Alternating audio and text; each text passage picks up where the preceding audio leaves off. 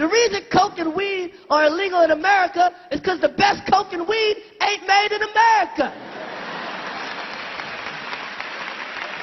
If they made the good shit here, there'd be a coke and weed restaurant on every fucking corner.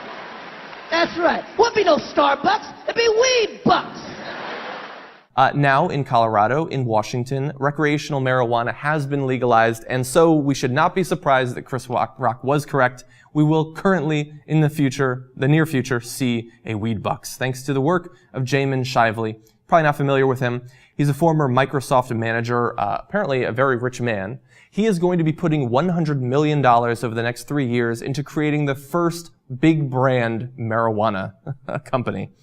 We don't currently have a name for it. There is a name for the company. It is named after his father, but I imagine they're going to have to come up with something more clever when they actually want to market it. You have to have a cool name. You have to have a mascot. That's the only way you're going to market a product that is predominantly going to be going to, I guess, the 18 to 35 demographic.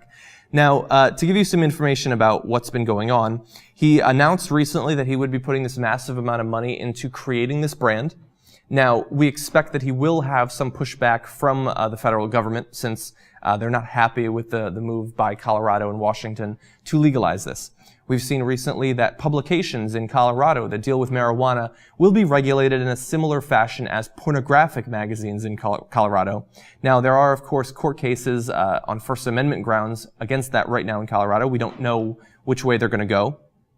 But of course, that is, I guess, a necessary first step towards actually having this, having marijuana in these states be accessible and available in the same way that cigarettes, that alcohol and things like that are. So I'm not surprised that Jamin Shively is making this move.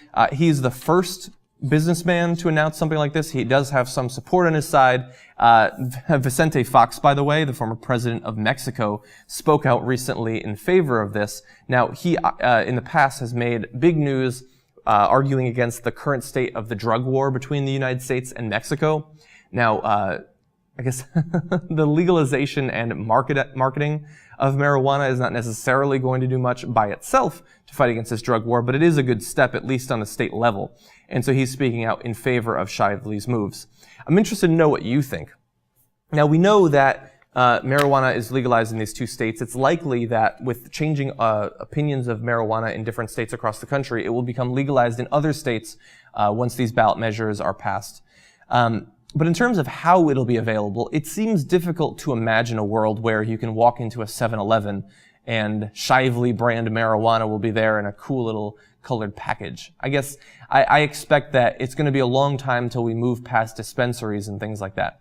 Now, we expected that the big industries would eventually take this over. It's not just going to be mom and pop dispensaries at some point, but it seems like it's going to take so very long. Now, I don't live in Colorado. I don't live in Washington. I don't know what people there expect, I suppose. So for those of you living in those states, let me know.